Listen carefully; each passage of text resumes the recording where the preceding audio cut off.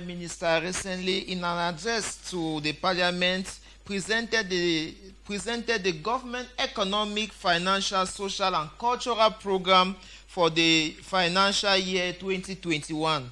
During this message to the National Assembly, he talked that Cameroon were to focus in 2021 on the security issues in the far north, the northwest and the southwest, plus the east region, but most importantly that a chunk of our budget has been assigned to take care of the predominant growing challenge of COVID-19.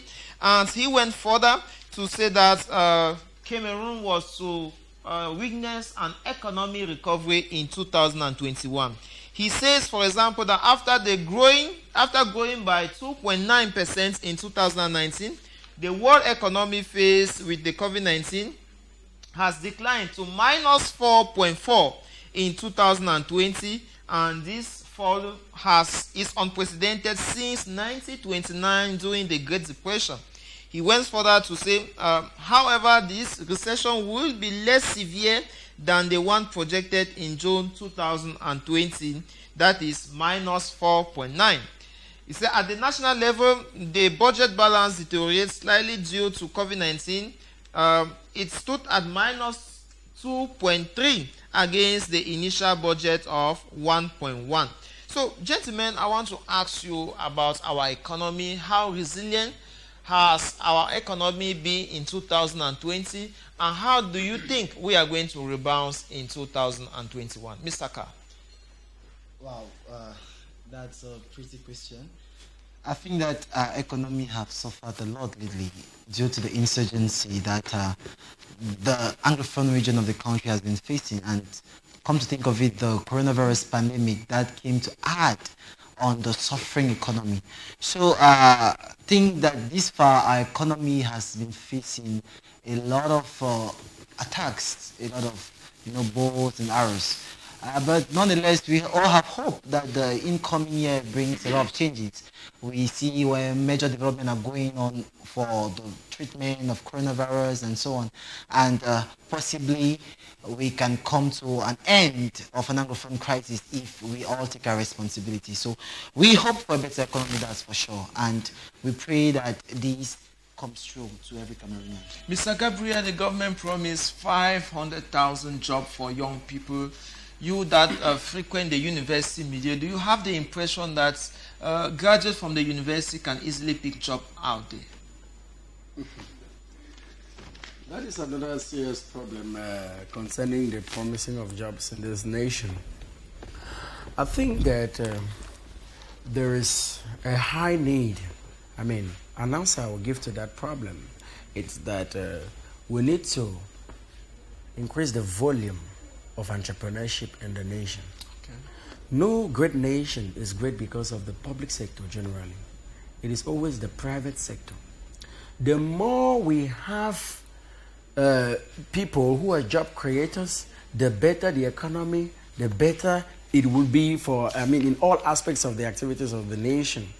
So the government creating jobs, not offering jobs. The question is, after we've eaten the fish, what becomes of the next day when hunger will come again the second time? 500, you said 500,000 jobs.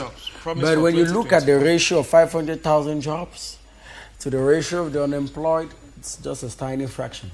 That will be a salutary act from the government, but that will not be enough. So that is why I'm not calling only on the government again. Where would this job come from, Mr. Gabriel? From bike riders, taxi drivers? Are they secure jobs? Are they in the informal or they are in the formal sector? Well, I think that the government in its sanity knows how he's going to go about the promises that they have made. It's a pledge. And a pledge is one that is supposed to be taken with a serious consideration. But the question, I always come back on it. After the government does that, what happens to those who remain unemployed? That is why my fight, I want to turn the vision, I want to turn the sight of the people from always looking at the government as the only point of refuge or the only point of solution, rather than turning back on the other angle, which is the angle of financial autonomy, financial independence, or entrepreneurship. Economic so justice. I think that the government's call, it's a good one, but the government would have a stronger impact in its call or in its attempt to fight unemployment if the government, puts a bigger fraction of their efforts on empowering the youth more than what they're doing now, and creating enabling environments for job creators to emanate, creating enabling environments for those who are already job creators to grow. That is what I think that the government may empower. What about bringing in local commissions to identify young entrepreneurs, to identify young business people, and empower them? Those who are already doing. What about, but the government is already doing something, because in the University of Boya, the course Entrepreneurship 600, ENT 600, has been put in place, and every master student in the university must do that course. What of those who do not reach master level? They Well, are not destined to become entrepreneurs. Well, everything starts progressively. It has been put at the master's level because it has been taught that their level of maturity combined with their level of education could permit them or make them more eligible for the situation. But You will have reached that product that talk about a student being employed by C grade students. So why don't you advise the very government that they could put this even at nursery school? Let's stop shooting randomly. Okay. I think that it is something which is in progress. Okay. It is something which is coming up. You start from somewhere and then you go up gradually. Entrepreneurship actually exists in some departments. For example, in the Faculty of Agriculture in the University of Boya, they do entrepreneurship at the undergraduate level. Okay. But when you come to the master level, it's done at all the levels. So it's not as linear. The equation is not as linear as you may think. Entering into a department and imposing them to do it. So it is a gradual process. For now, it has been imposed at the master's level. We hope that it keeps, it's the same scenario for the undergraduate and the postgraduate level. But not only a theoretical help that will it bring. We want now that it should be practical. So that's what I'm saying, that if the government wants to have an equation which would solve the problem in its in its full form, the government should have a greater percentage of their efforts emphasizing youth empowerment, youth leadership, emphasizing entrepreneurship and job creation, sensitization on financial education, sensitization on the theory of money, and all of that. Gentlemen, we have come to the end of this program. Mr. Carl, I want to thank you sincerely for coming for this other edition of Crossviews. Thank you so much, Mr. Cyril. It was a pleasure of being on set with you and with this amazing colleague, or let me say gentleman.